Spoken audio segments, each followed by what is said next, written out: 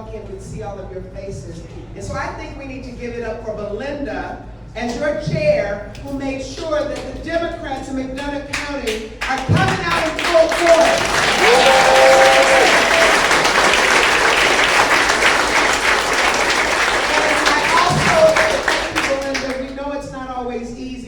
You do so much hard work to make sure that we protect our democratic values that we all hold so dearly. And to see this room filled, and I think I heard you say this is your first event of this type? Yes. So, if this is the first event, just imagine how much more we're going to continue to grow. Yes. And then Lee, I just want to thank you as well for your long-time leadership and great work that you have done. Let's give it up for you.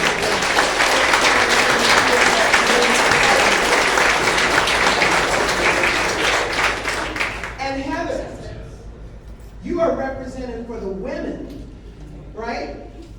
For the Democratic women, and it is Women's Equality. It was called Women's Equality Day, but we take up the whole weekend. So happy Women's Equality Day.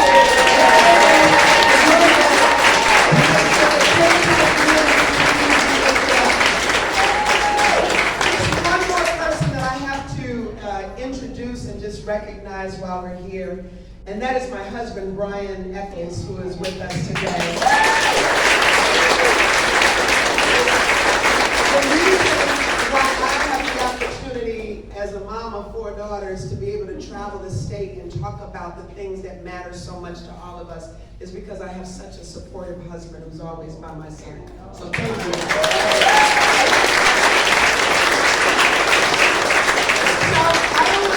For a long time, and you don't want me to talk for a long time, because I just want to have an opportunity. I know JB and I both want to have an opportunity to say hi to many of you, but I just want to say, we came out here to look you straight in the eye and just say thank you.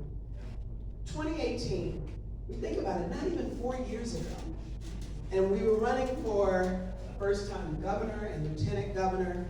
And we had a governor at the time. So it sounds like I don't have to go into detail. I don't have to go into detail. You all already know what we had to come up with and what state the state of Illinois was in at that time. And how much progress we said to you that we wanted to make in lifting up working families all across our state. And you said, we're going to be there with you, and we're going to help get you elected, and we're going to get out the vote, and we're going to make sure that you can do what you need to do to turn this state around and put us back on the right track. And I can tell you that from that time, every single day, JB and I wake up ready to do the work to lift up working families across our state. First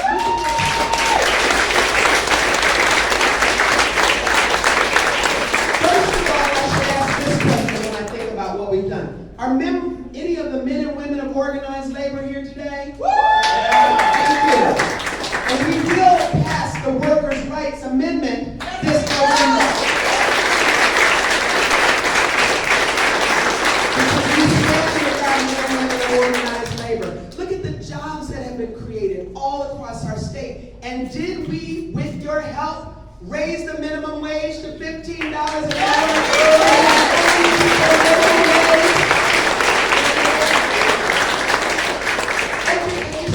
Something that I know is so important to those of you here in Macomb and in this region and in this county.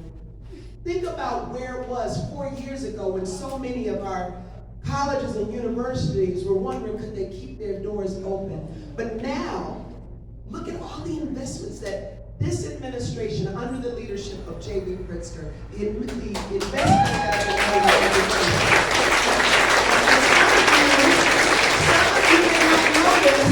But we are now ranked by U.S. News and World Reports in terms of large populous states, #1 for pre-K through 12 education.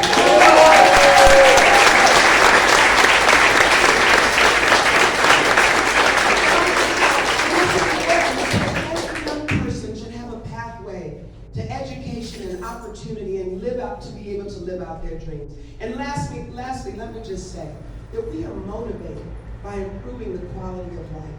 I know it hasn't been easy. We've been through a global pandemic together. And And I know that right now there are a lot of families saying, we just need a little relief.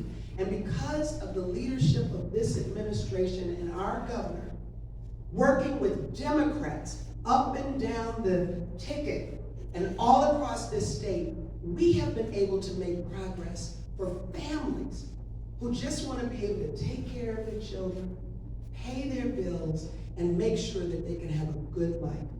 That is the work that we are doing.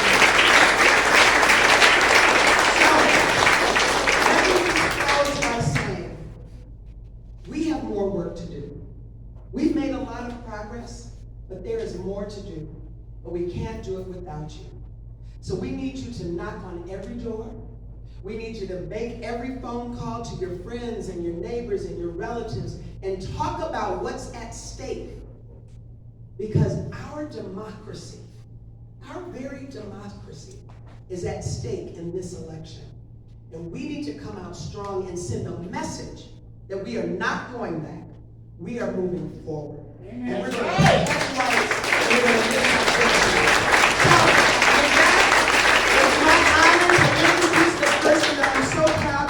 next to every single day as he serves this great state as the leader of our state. Leadership matters. Leadership matters. And I just happen to believe that when it comes to leaders, we have the best governor in the United States of America.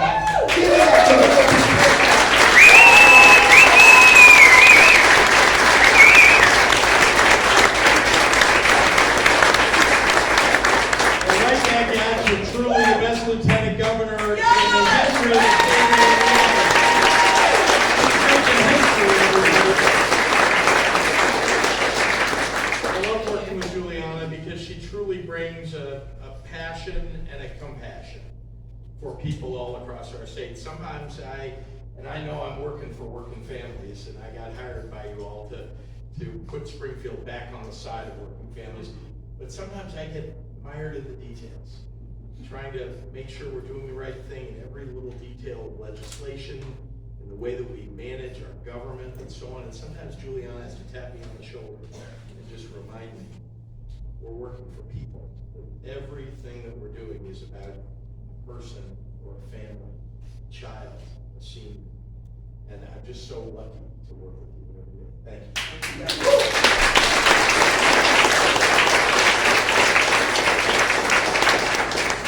I am so thrilled to be here in McDonough County, so thrilled to be with all of you. And I have to say, I was surprised too. It's a little quiet. You walk in the door, you all are ready to roll. I love it.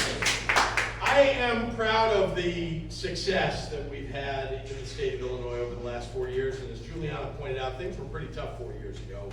I want to remind you about something that may sound a little boring, but I want to start with this part. We had unbalanced budgets when I came into office. We truly $2.2 billion of structural deficit every single year in the state. Think about that. So every year we're just digging the hole further and deeper. And when we came into office, we knew we had to address it. $17 billion of a bill backlog in the state of Illinois. 8 credit downgrades for our state. Now, think about that. If you want to do some good, if you want to raise up education in the state, if you want to invest in public safety, if you want to help people do better, achieve, we've got to make investments. We've got to have a budget that's balanced so we can actually make the investments in the things that we care about. Can't do it if we got all those problems. So now, 4 years later, 4 balanced budgets in a row.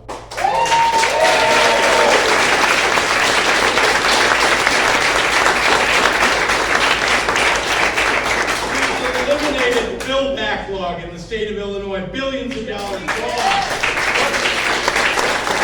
got 6 credit upgrades. We're not sending hundreds of millions of dollars to New York on interest payments. We get to keep them here in the state of Illinois.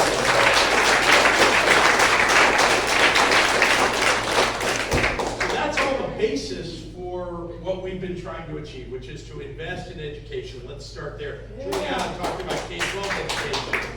Let me tell you about higher education. When we came into office, people weren't even getting their MAP grants. And we knew that it wasn't even good enough just to go back to where we were before the last governor. We had had to move ahead. So we pledged that we would increase MAP grants by $200 million, and we did just that.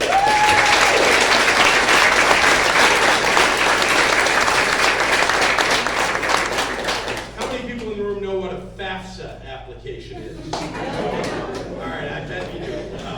And I just want you to, because I said it to my staff when I came into office, and they all looked at me, FAFSA, But FAFSA application, that gets you access to all the federal assistance and the MAP grant.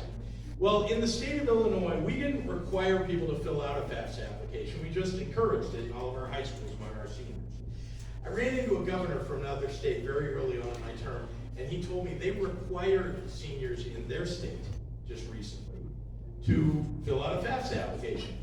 They moved from being in the bottom half of states in terms of kids being able to get federal assistance for going to college to being one of the top 5 in the country. Because they required everybody, because you know what? If you don't know that you're eligible and you don't fill out a FAFSA application because you say, gosh, no one else in my family ever filled out one of these, and I don't really think I'm going to be able to go to college because we can't afford it, you'll never find out if you actually could. So what if we just require it of everybody? And we did, and you know what? We moved into the top 5.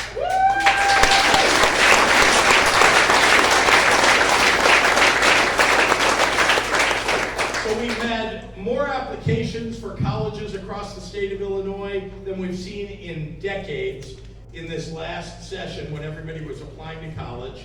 And we don't count enrollment until 10 days into the school year.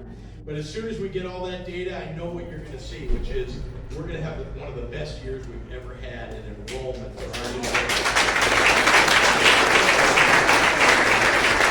I'm proud of the achievements that we've made in education, because that's really the basis for success for everything else that people want to achieve in your lives. And that means investing in our community colleges, our universities. We increase funding directly to universities. We have more kids who are able to get college scholarships, and I really feel like we've moved and vaulted Illinois forward in that way.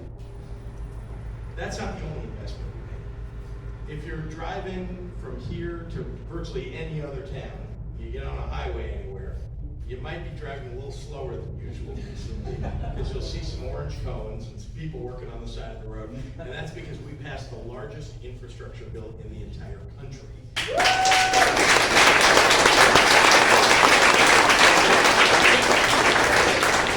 Slowing down a little bit may not be that much fun for everybody, but trust me, investing in modernizing our roads and our bridges and our airports and our river ports is enormously important for the future of our state. It attracts business to Illinois. It saves you money when you're driving on a smoother road. $500 on average per year saved across the state of Illinois for drivers, because less flat tires, less wear and tear on your cars. It really does make an enormous difference. And oh, by the way, easier to fly in and out of the state, easier to ship our goods. We have one of the best spots in the entire country for shipping cargo on barges, and that's in the very southern tip of Illinois where the Ohio and Mississippi rivers meet one another. 80% of all the domestic barge traffic in the entire state passes by that point. No one ever built a port there in Illinois. And when I came into office, we had the opportunity to do it, and we made that investment, and you know what? We're going to have the best port in the entire country.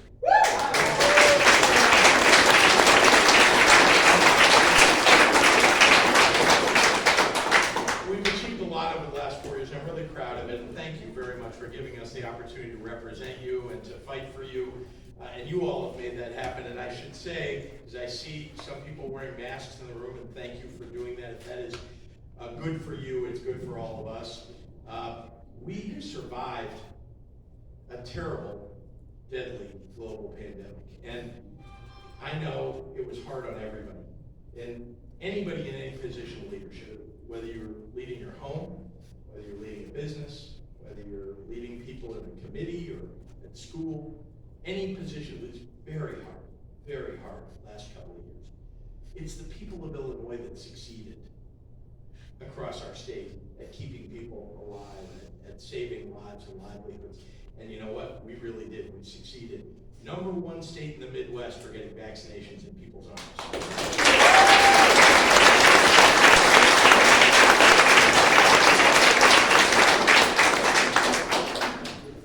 #1 at saving lives, lowest mortality rate across the entire Midwest since vaccines or the advent of vaccines in the country. Think about that. How many lives were saved? You know what? We calculated. If we had been just average in the Midwest, not the lowest, not the worst on mortality, but just average, we would have lost 3,000 more lives in the state. But because we did so well, there are 3,000 people walking the streets and living their lives. I'm so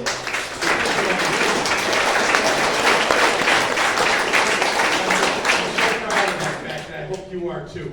Here we sit today with an opportunity and a challenge. This is the most important election of our lifetimes. And I say that some of you have heard this in the last couple of election cycles. It's the most important election of our lifetime.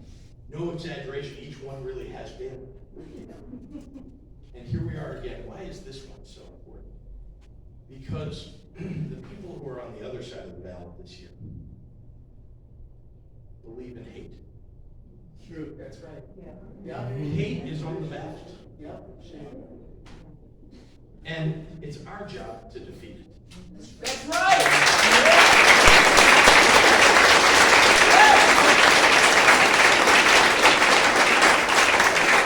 It's the Democratic Party that's going to defeat hate, because hate has no home in Illinois. That's right.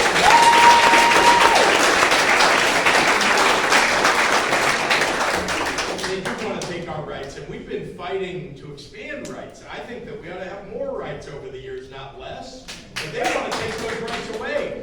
We've fought to expand voting rights, and we've fought to expand civil rights, and human rights, and women's rights. Yep.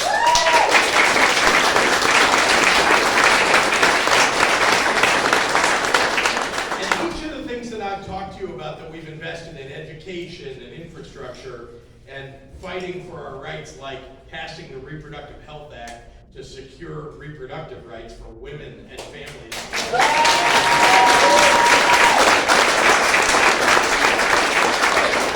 Each of those things is under attack. And each of those things, my opponent, Darren Bailey, voted against. Every single one of them. He didn't even want us to build roads. Think about what will happen if we don't fight and win on November 8th. Think about how we would go backward on all of those things that matter to all of us. So it's not going to be easy. We got 73 days? 73 days.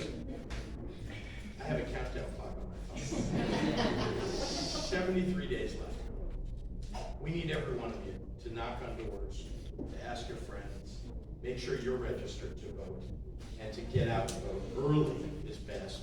You should if you can get a vote by mail, you can do that too. But we need you. We need your help. 73 days. It's not going to be easy. I know we all think, oh, it couldn't possibly be that big. Couldn't possibly be. It really could be. We need your help. It's going to be a fight. And I got to ask you, are you ready for the fight?